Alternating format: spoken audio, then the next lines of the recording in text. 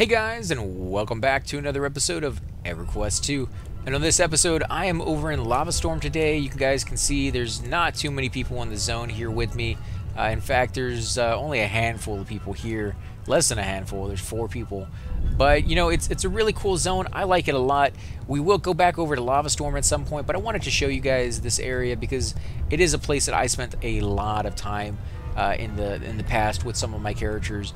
Now there's 2 guys here we can talk to, we can do quests from. We're gonna go ahead and talk to this guy again and finish off his quest line. He may have 3, 4, 5 more quests in his backpack there for us, but we're definitely going to try to finish off all of these quests at one point. So we'll have the faction to be able to buy this stuff. And I really want the mount, but you have to have negative 50,000. Now, in case you're wondering, how do you know what your faction is? Just open up your character screen, go to your faction, look to see for the one for the continent that you're on. I think it's Shatterlands is what we're looking for. The Talent Society actually likes me. There are 35,000 in Warmly. I have to get negative 50,000 to be able to get this. It requires between negative 50,000 and negative 10,000 faction. So I got a little ways to go, especially since I'm only getting negative 2,500 every single time we do the quest. So yeah, we're gonna have to do a whole bunch of this stuff. I do believe the faction that you lose goes up. I think at some point it's giving you like 10,000 negative faction, and I do believe there's a few repeatable quests that you can do to get that down as far down as you absolutely want. But it shouldn't take too much longer to really get some of those items. I definitely want to get that armor as well because it just looks kind of cool. So let's go ahead and talk to him. Hey, when you be gone, bye-bye, news come to my ears. Goblin peepers and thinkers not be the only parts bigger and work better or work good. Ears be good hearers. Clearly, you are the pinnacle of intellectual and physical endowments. Me dumb brain, no thunk good.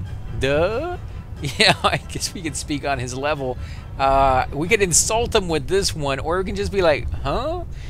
Me don't think very good. Yeah, both of these are pretty much the same down here on the bottom. I'm going to go ahead and insult him just to see if he, can understand that's what we're doing. Maybe he'll actually be like, I don't like you very much or something. What? Yeah, he does not understand. Nothing. So, what was the news? News be of lava home critters, now weird, shaky, and like same color of new skylights. That's bad. Spreading trouble, level 46. We get at least 13 gold, 66 silver, 38 copper, another negative 2,500 faction with the Talent Society, and a shimmering gem of prowess. 6 strength, 6 agility, 6 wisdom, 6 intelligence. Item is for the head, forearm, legs, feet, neck, waist, and charm.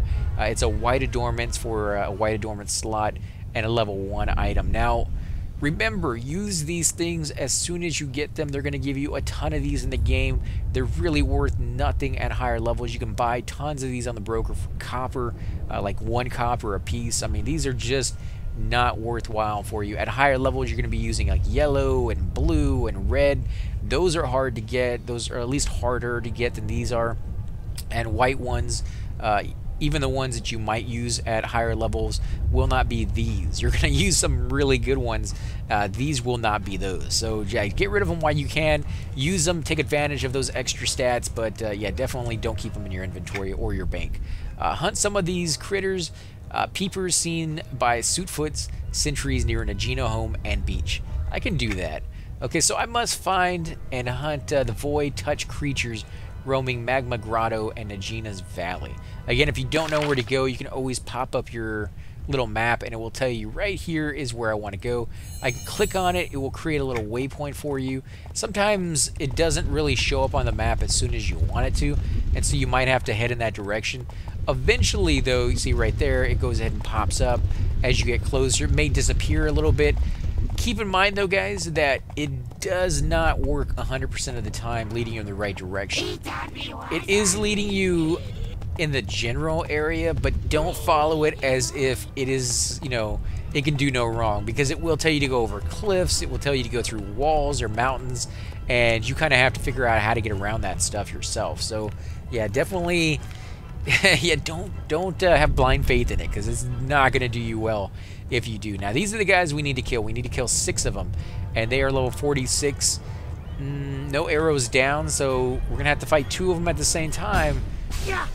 Actually, we don't. We're just gonna fight 1 at the same time. Okay, I figured maybe because they were close enough to one another, we would get the other ones. But yeah, we'll definitely.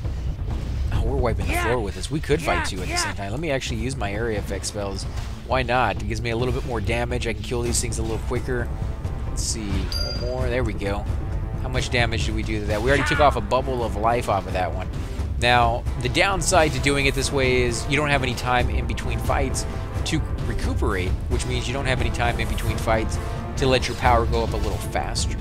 In fight, you have in-combat regeneration and an in-combat mana regeneration. You also have out-of-combat for both of those as well. And the out-of-combat is always higher than the in-combat one. So just keep that in mind. I don't think you can attack that creature right there, that NPC. But if you can, you want to be careful. That's probably not one you want to aggro. Now remember, you prefer them to attack you in the front and not from behind. The downside to being hit from behind is that your AC is going to be a lot lower than it will be from getting hit in the front. So you always want to make sure that creatures are facing you, facing away from the group if you're in a group, and that you know what's behind you when you're doing your area effects. I just want to make sure that other guy's not right here. Now these guys do drop loot. I usually don't pick up the loot, to be honest. You know, this is not my main character. I have several level 90s, and because of that, the loot that I get here, I mean, I'll check it to see if it's anything good, and if it's a treasured item, I'll pick it up, because treasure items, even if they're garbage, can be used to transmute, and transmuting the item will get you, you know, higher up in your skill. It also is something you can sell on the broker because other people are transmuting their items, and they want to be able to build that skill up. If you just transmute the items that you get, and you don't kill a lot of names, you're going to level faster than you are getting items for your transmuting skill, which means you're going to have to go back to lower levels and kill names, or buy the items off of the broker, which is what usually people will end up doing. They'll just buy some really cheap ones that nobody else is buying for any other reason than that they're treasured and you can take them apart. And then those components are something you can either use to level up your tinkering, or you can then sell on the broker yourself. So, you know, you can make a little bit of that money back in return. So it's definitely something to consider. What do we got here? A Fire Imp's longbow. I think that's better than what I'm wearing. I just can't use it yet. It's level 47, and it does 20 strength, 10 agility, 20 wisdom, 3 to ranged, 20 ability modifier, 56 to 316 piercing damage. Delay is 7 seconds. The range is 2 to 35 meters, but I get that extra 3 to the range, so it does a little bit longer distance than one I already have right now. Of course, the level, like I said, is 47, and it's for all scouts, berserkers, chandlers, guardians, paladins, and shadow knights. And the rating is 53.1 versus my 35.4. So yeah, definitely better, and it's gonna be pretty cool. In fact, let me load that up so I can see what the illusion is on that. It's not too bad. I did get an arrow, or a bow and arrow on one of my guys. I think it was my guardian way back when, and it was like an ice one, which was really, really cool illusion. Holy crap. Changed my camera angle to look right up the horse's butt. Sorry about that, guys. Yeah, I did have one that was an ice illusion, and it would shoot off ice arrows because of the way the thing looked. Really, really cool. I don't remember where I got that one, but you definitely want to look at the illusions that the armor that you're getting has, and then when you find one, even if the item isn't really worth all that much, and it's just the stats aren't anything good, you can put it in the bank and save it for later, just for looks alone. And I try to save the unique ones, whether I like it at the moment or not, because you may get a suit made out of ice, and you may want that look to it. You may get a suit made out of... I should see if I can find the source. Oh, I should have read... Dang it, I should have read it. We need to go back, infected within the halls that lead between Najina and Najina's Cove. Okay, so... yeah, it did want us to do a little bit more before we came back. You know, I have warned you guys on multiple quests to always make sure to read it before you head on back. Otherwise, you may have to, you know, do the whole thing all over again. And then I go and do it myself. So, yeah, it's kind of easy to get caught up in the fact that a lot of these quests are just go out, do something, then come back. You don't really have to think about it too much. So, yeah, you know, I get caught up in it myself as well. Let's see if we can grab this.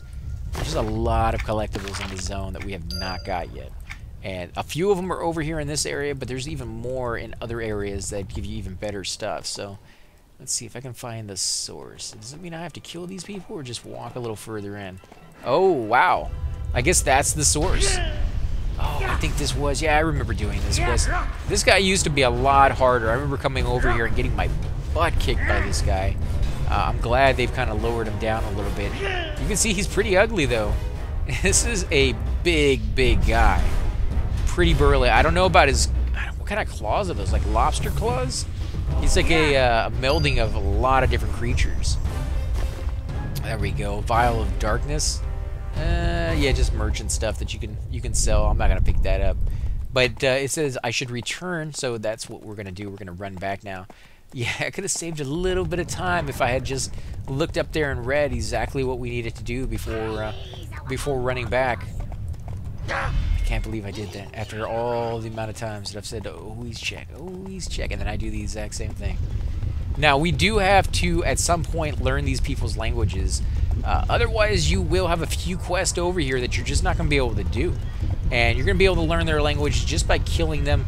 Eventually, they're going to drop, you know, an idol or a totem or something that you could study, and that will start the language quest. And it may take you a long time to finally get all the pieces, but completely worth it if you eventually do. So let's see what this guy has to say now that we have all the pieces. What you find about weird lava home critters. They appear to be void touched. Lie! Calm down, man. Calm down. Critters touched by falling sky, infected and spreading to goblins? You done be screaming mouthing too. If you had bigger thinker, I'm not done. Oh, great. Googly moogly. What else? I also found a huge beast. Lie! Oh, come on, man. You should be scared. It was hideous. Snarling teeth, rotting scales, dark, soul-sucking, venomous eyes, and oh, such screaming from its victims like you wouldn't believe. Oh, my den mummy is here. I doubt it was your mother. Oh, me mate-in-law. She makes me lose my giblets. It was not a goblinoid. Okay, so this guy thinks it's his mother-in-law. Giblets make me tummy rumble good, too. I will not get you more giblets. I don't want giblets. My tummy big full from wormling jerky. Of course it is. You think tummy food at time like this when ghastly beastlies walk and snarl? What go wrong in your thinker? So what do you want me to do? Okay. So, spreading trouble, level 46. We'll get 16 gold, 94 silver, and 83 copper, and a negative 2,500 faction with that creature. We're going to go ahead and accept that one on the next quest, guys, but we're going to end the video here. Again, if you do enjoy these videos, be sure to hit that like button, subscribe. Definitely helps grow the channel, and I greatly appreciate it, guys. Also, make sure to leave those comments down below because I love hearing back from you guys, and I will catch you all next time.